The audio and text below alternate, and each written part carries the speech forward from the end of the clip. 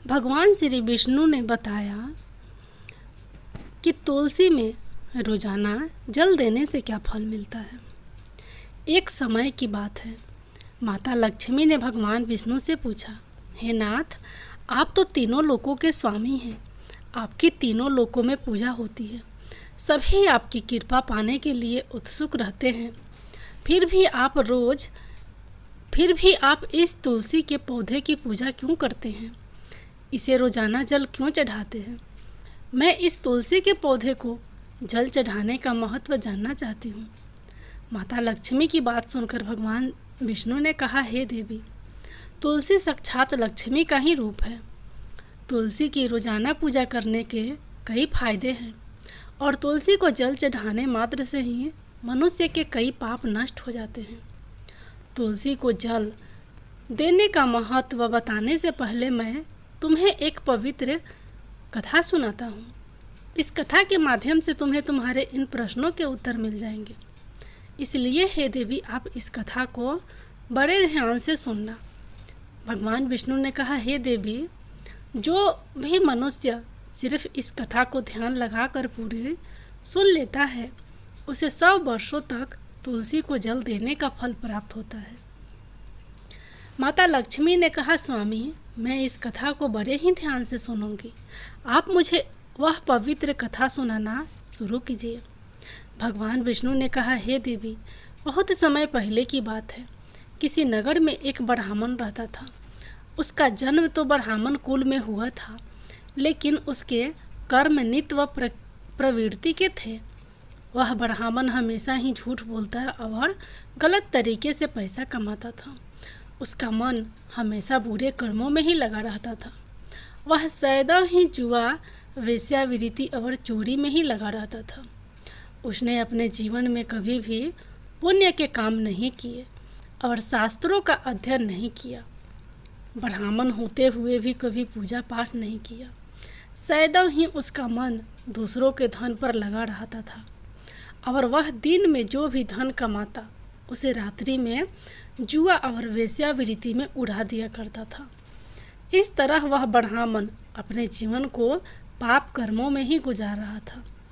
उसने अपने मुख से कभी भगवान का नाम नहीं लिया और ना कभी देवी देवताओं का पूजन किया। इस प्रकार से पाप करते हुए उसे कई वर्ष बीत गए। फिर वह ब्राह्मण कुछ खरीदारी करने के लिए एक नगरी में जा पहुंचता है। उस नगरी के पास में गंगा नदी बहती है और उस नदी में स्नान करने के लिए दूर दूर से लोग आया करते थे। फिर वह ब्राह्मण गंगा जी के किनारे एक आश्रम में ठहरता है। उस आश्रम में अनेक विद्वान ब्राह्मण प्रतिदिन पुराणों का पाठ तथा भगवान की भक्ति में लीन रहते थे। वह ब्राह्मण भी ढोंग करता हुआ वहीं पर उनके साथ रुक गया और उन ब्राह्मणों के साथ रहकर उसे भी भगवान का नाम लेने का अवसर मिल रहा था। वह उसी स्थान पर कुछ दिनों के लिए रुका। फिर वहाँ पर आए हुए लोगों ने गायों का पूजन करके ब्राह्मणों को भोजन कराया, तो उस ब्राह्मण ने भी उनके साथ बैठकर भोजन किया और भगवान का प्रसाद ग्रहण किया। वहीं पर उस आश्रम में एक तुलसी का पौधा था। वह ब्राह्मण जाने अनजाने में उस तुलसी के पौधे में पानी डालता था। उसके मन में कोई विचार नहीं था कि वह क्या कर रहा है। वह प्रतिदिन सुबह उठकर बाल्टी में पानी लेकर तुलसी के पौधे में डालता था। यह उसका रोजाना का नियम बन गया था। फिर एक दिन की बात है, वह आश्रम में सोया हुआ था। तभी अचानक उसके पास एक काला सर्प आया और उस काले सर्प ने उसे नींद में ही डस लिया और थोड़ी ही देर में उस ब्राह्मण की नींद में ही मृत्यु हो गई। और जब सुबह दूसरे ब्राह्मणों ने उसे इस अवस्था में देखा तो उन्होंने उसके मुख में तुलसी पत्र और तुलसी जी का जल डाल दिया। फिर उन ब्राह्मणों को पता चला कि उसकी तो मृत्यु हो चुकी है। तब वहाँ पर यमदूत आते हैं और उस ब्राह्मण को पकड़कर यमलोक ले जाने लगते हैं।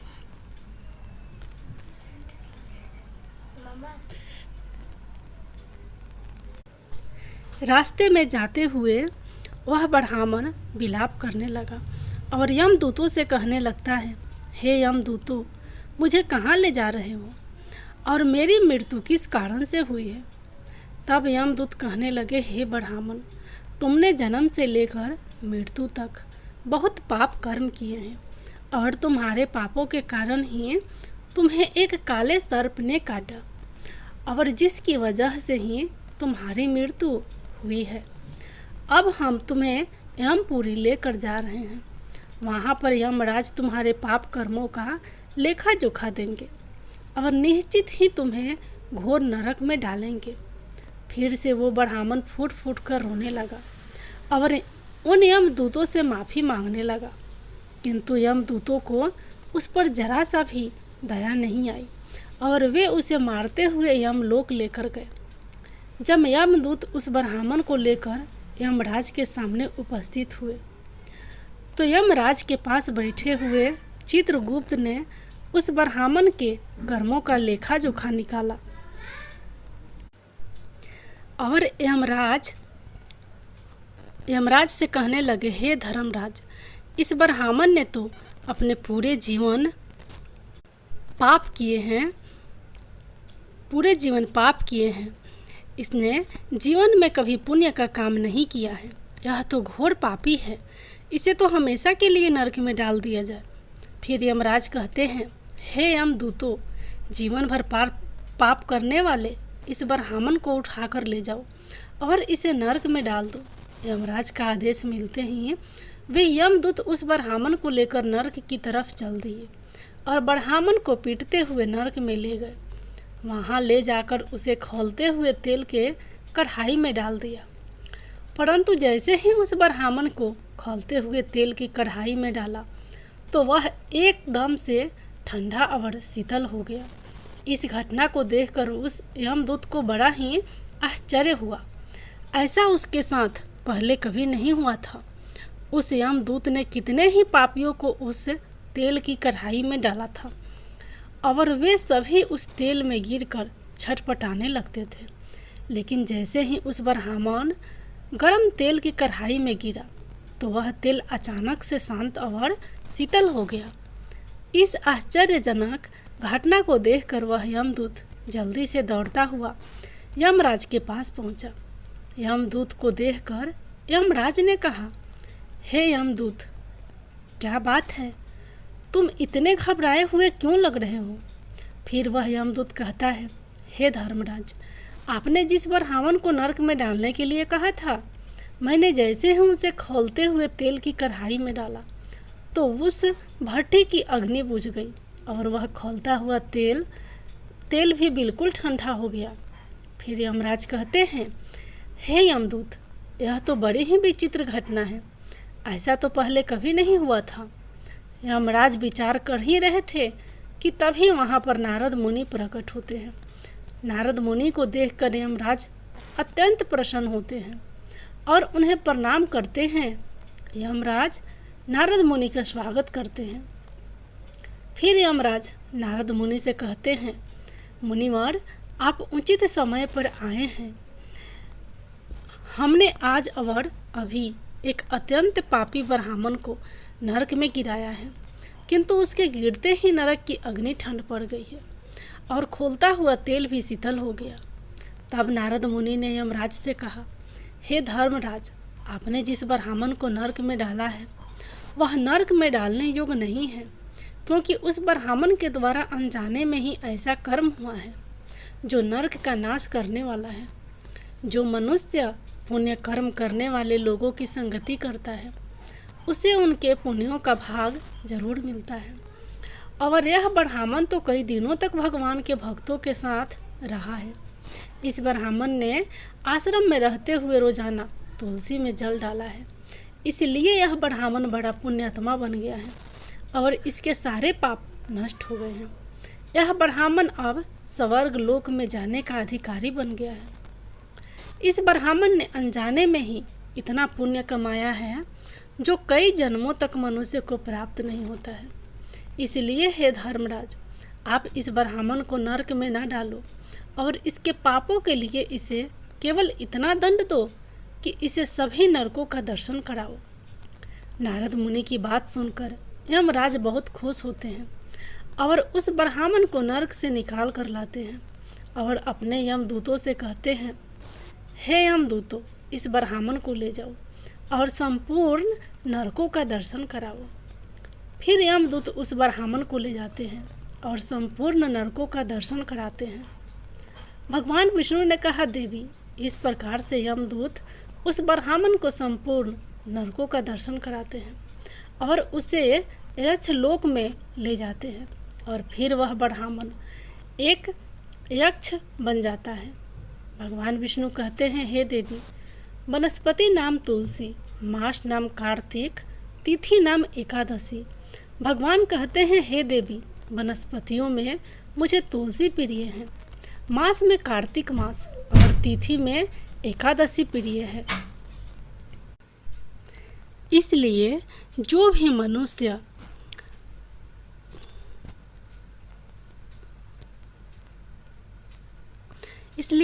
मनुष्य रोजाना तुलसी की पूजा पाठ करता है और तुलसी को जल देता है, वो मनुष्य मुझे सबसे अधिक प्रिय है। उस मनुष्य की कभी भी दुर्गति नहीं होती है और वह मनुष्य कभी नरक में नहीं गिरता है।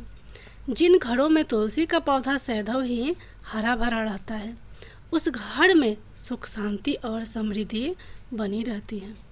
भगवान विष्णु कहते हैं, हे देवी, मेरी पूजा में और मुझे चढ़ाए जाने वाले भोग में तुलसी के पत्र अवश्य होने चाहिए, क्योंकि तुलसी पत्र के बिना मैं किसी भी प्रकार का भोग स्वीकार नहीं करता हूँ।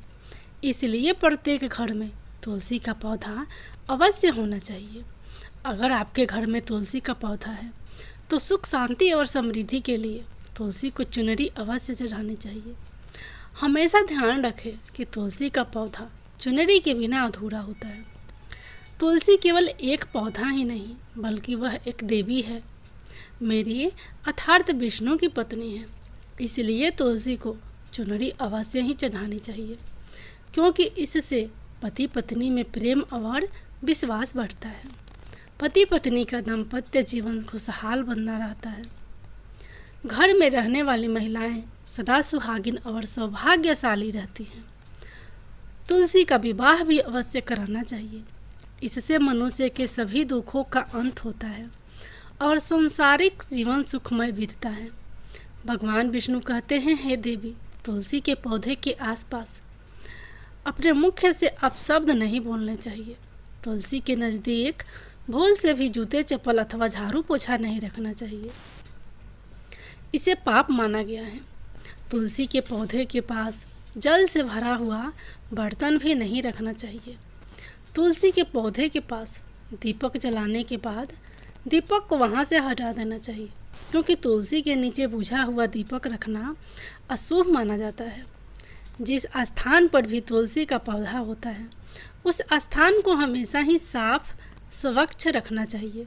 इसलिए नियमित रूप से तुलसी के पौधे के पास साफ सफाई का ध्यान रखना चाहिए। तुलसी के पौधे में शिवलिंग और गणेश जी की प्रतिमा नहीं रखनी चाहिए। साथ ही तुलसी के गमले में अन्य किसी भी प्रकार का पौधा भी लगाना अशुभ होता है। तुलसी के पौधे के पास कपड़े भी नहीं सुखाने चाहिए, अन्यथा कपड़ों का गंदा पानी तुलसी के पौधे पर गिर सकता है। और हमेशा ध्यान रखना चाहिए कि तुलसी के पत्र को नाखून से नहीं तोड़ना चाहिए, इससे तुलसी का अपमान होता है। यदि तुलसी के पत्ते सूख कर गिर जाते हैं तो उन्हें कचरे में नहीं फेंकना चाहिए, क्योंकि वे पत्ते पैरों के नीचे आते हैं, जो अच्छा नहीं होता है। उन पत्तों को आप तुलसी की मिट्टी में ही दबा दें। भगवान विष्णु कहते हैं, हे देवी, रविवार के दिन तुलसी के पत्ते नहीं तोड़ने चाहिए और रविवार को तुलसी को जल भी नहीं चढ़ाना चाहिए। बाकी सब दिन तुलसी को सुबह स्नान से निवृत्त होकर जल देना चाहिए और शाम के समय एक दीपक जलाना चाहिए। भगवान विष्णु कहते हैं, हे देवी, अक्सर महिलाएं स्नान के बाद अपने बाल खुले रखकर ही तुलसी को जल देती हैं, परंतु ऐसा करना गलत होता है। महिलाओं को हमेशा ही अपने बाल बांधकर माथे पर सिंदूर लगाकर ही तुलसी के जल देना चाहिए। इससे तुलसी का आशीर्वाद प्राप्त होता है। घर में तुलसी का पौधा लगाते समय ध्यान रखें कि इसके लिए गंदी मिट्टी का उपयोग नहीं करें। साफ स्वच्छ मिट्टी का ही उपयोग करना चाहिए। इससे तुलसी माँ रूठ जाती हैं और सूखने लगती हैं। तुलसी का पौधा कभी भी गंदे स्थान पर नहीं रखना चाहिए, जैसे कि नाली अथवा बाथरूम के पास तुलसी के गमले को कभी नहीं रखना चाहिए, अन्यथा गंदा पानी तुलसी के पौधे में गिर सकता है, जो बहुत ही अशुभ माना गया है। घर में तुलसी का पौधा कभी सूखना नहीं चाहिए। शास्त्रों में ऐसी मान्यता है कि तुलसी का पौधा सूखना अकाल मृत्यु की सूचना देता है। घर में तुलसी का पौधा सूख जाए तो घर की सुख समृद्धि खत्म हो जाती है। सूखी हुई तुलसी में माँ लक्ष्मी का वास नहीं होता है। भगवान विष्णु कहते हैं, शास्त्रों के अनुसार मासिक धर्म के दौरान महिलाओं को तुलसी के पौधे में पानी नहीं डालना चाहिए और तुलसी को स्पर्श करना भी वर्जित है। तुलसी को बिना स्नान किए जल नहीं देना चाहिए और पैरों में चप्पल आदि पहनकर भी तुलसी को जल नहीं देना चाहिए। तुलसी को जल देते समय ध्यान रखें कि वह जल आपके पैरों पर ना पड़े, इससे तुलसी का अपमान होता है। भगवान विष्णु कहते हैं, नित्य तुलसी के दर्शन से मनुष्य को स्वर्ग की प्राप्ति होती है और तुलसी पत्र के सेवन से उसके सभी पाप नष्ट हो जाते हैं। तुलसी का पौधा हमेशा घर के सामने लगाना चाहिए। इसे पूर्व अथवा उत्तर दिशा में लगाना सबसे अधिक शुभ होता है। तुलसी के पास मरुस्थलीय पौधे रखना बहुत ही अशुभ माना जाता है। ऐसे पौधों से नकारात्मक ऊर्जा निकलती है। शास्त्रों में कहा गया है कि जिन पौधों से हरी भरी कलियों की उत्पत्ति ना हो, उसके स्थान पर कांटे निकलते हो, तो ऐसे पौधे को तुलसी के पास कभी भी नहीं रखना चाहिए। शास्त्रों में केले के पौधे का विशेष महत्व बताया गया है। अगर तुलसी के पास केले का पौधा लगा देते हैं तो कई गुना अधिक लाभ प्राप्त होते हैं। भगवान विष्णु कहते हैं, केले के पौधे में देवी स्वयं मेरा वास होता है। इसे तुलसी के पास लगाने से घर में सुख समृद्धि आती है। तुलसी के पौधे में शालिग्राम भी अवश्य रखना चाहिए। तुलसी के गमले में शालिग्राम रखने से तुलसी का और भी अधिक शुभ प्रभाव आपको देखने को मिलेगा। शालिग्राम मेरा ही रूप है। यह काले रंग का पत्थर होता है, जिसे विलक्षण और मूल्यवान माना गया है। इसे अगर तुलसी के गमले में रखेंगे तो आपके घर तुलसी का और भी अधिक शुभ प्रभाव आपको देखने को मिलेगा। शालिग्राम मेरा ही निराकार रूप है। यह काले रंग का पत्थर होता है, जिसे विलक्षण और मूल्यवान माना गया है।